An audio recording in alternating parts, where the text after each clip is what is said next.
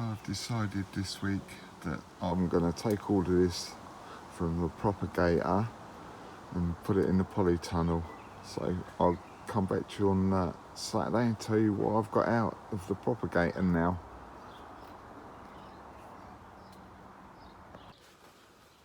Hello all, welcome back.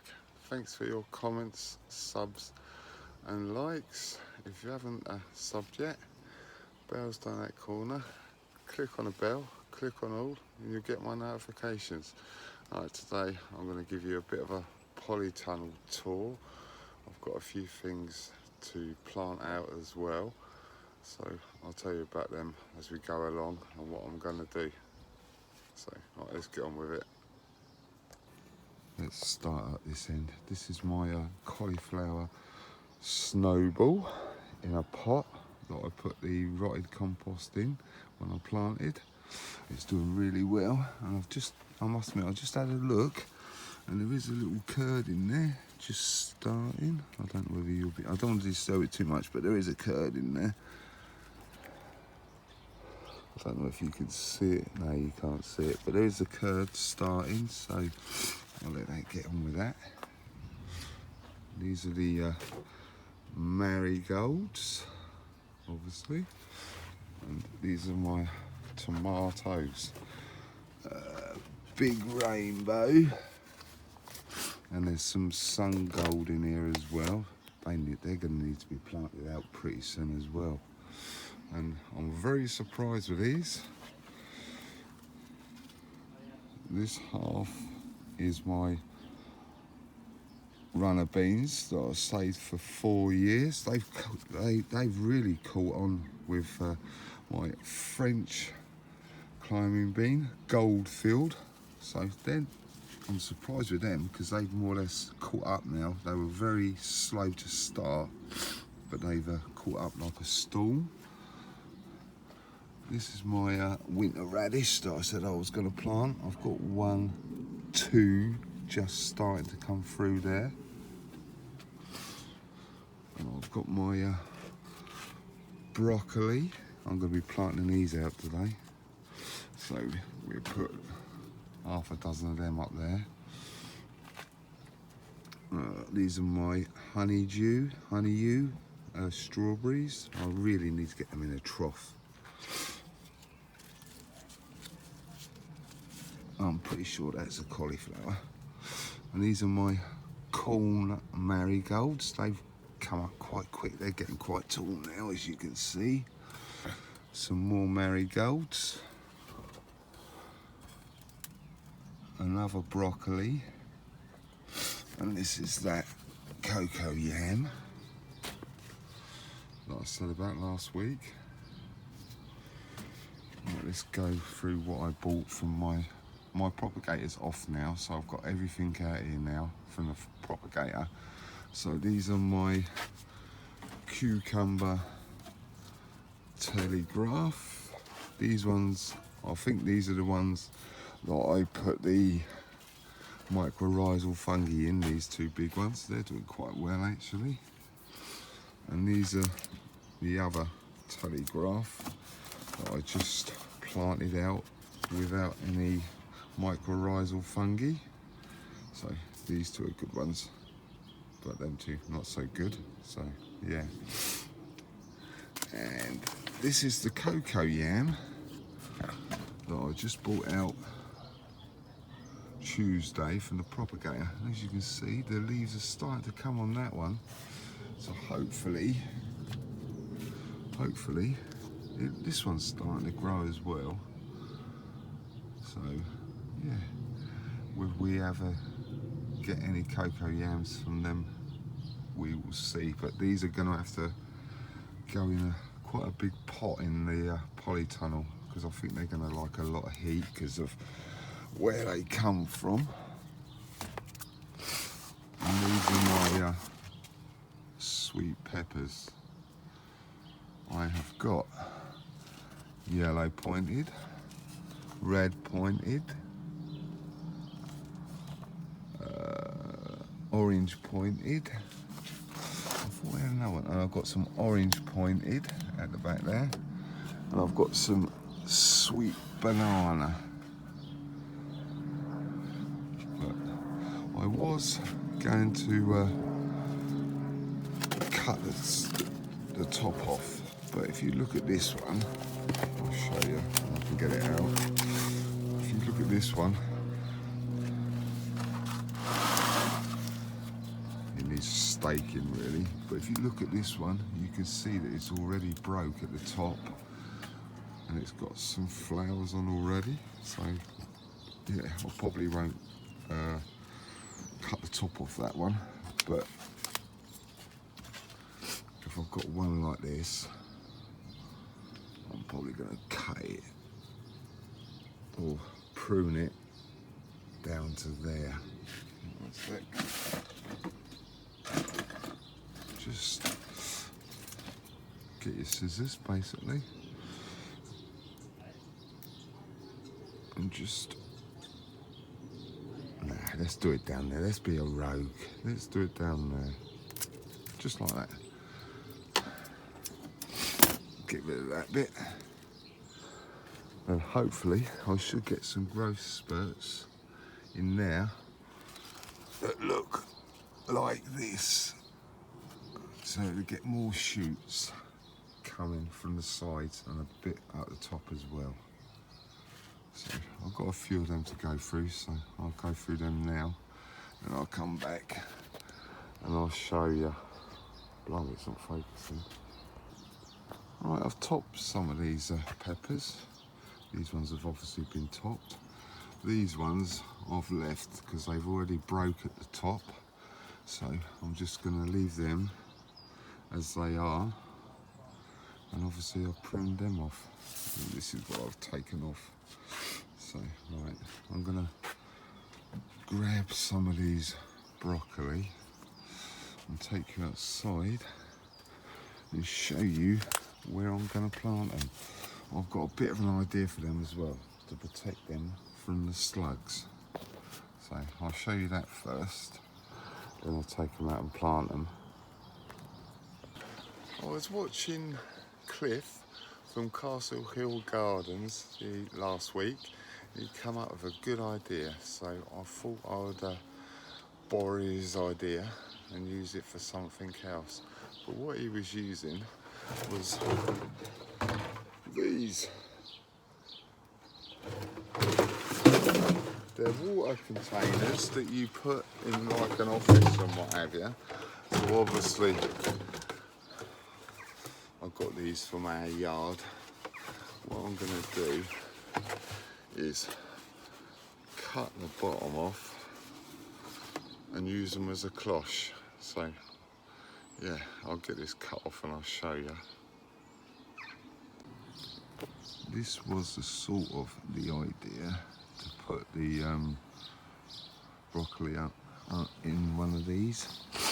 But as you can see, this is, I've planted that turnip red top in here. I've just put that on there, but I reckon that is going to get well too hot, especially the way it is today, because it's like quite hot. I can feel it on my back. So we'll see. But my broccoli plants are way too tall for that, so obviously I won't use them for that, but I'm sure I'll find a use for them, because as you can see by the mess, I've got like half a dozen of them. These might come in quite handy actually. If I cut these a little bit taller, I can have these for like watering trays or something. So I'll probably do that as well. So I'll make sure I cut it a bit deeper, because it's got that bump in the middle, as you can see. So yeah, cut them a bit taller. I can have them as watering trays. But I'll show you my broad beans actually. I'm quite surprised that, as you can see, it's got new growth. So I'll see what the leaves are like on these, because a few of them have started to shoot again. I'll wait and see what these leaves are like. If them leaves turn out like these ones, then I'll just chop them off and have them out. There's no point in having them in there. Everything else seems to be doing all right. The old beetroot's coming on a storm. Look how big they've got now. So yeah, we'll have to see how they go. Right, one of my neighbours up the road, a subscriber and a neighbour, he got a friend to come over and tell me that he's got an old water butt that I can have. So there you go. So thanks, Dave. Yeah, so that's where it's going to go. But obviously I need to move the red robin right down the end there. So I've got a red robin hedge. Then I can move this back a little bit further and put like a little brick thing there so it can stay level and what have you. But it's right by my gate, so that was going to be a dead bit of space, but there you go, space for the water butt. And while we're here, this beet hedge is starting to come out in leaf now. That's that one. But obviously I moved this one, so I probably disturbed it, but you can see there is a leaf growth. They haven't opened yet, so yeah, that should be quite good. Once that goes and gets nice and bushy, 2 little hedges each side of the gate, so that should be good. Right, this is the kind of the idea I had for the water bottles that I've got. But personally, I think they're going to be too hot. But I don't even know if the broccoli's going to fit in there. So I'm only going to do them 2 with the cloches. That's why I'm going to put 2 of them. And I'm going to put the rest inside here without a cloche, I think. So I'll get on with that and I'll come back to you. And hopefully I can get them bottles over the plants without too much hassle. Right, I planted them 2 broccoli out. I planted them quite deep as well. As you can see, they've had a good water, but the sun is quite hot now, so I'm not going to plant the rest of them broccoli because it's getting too hot. But, right, I'm going to put these bottles over the top when I can find a hole.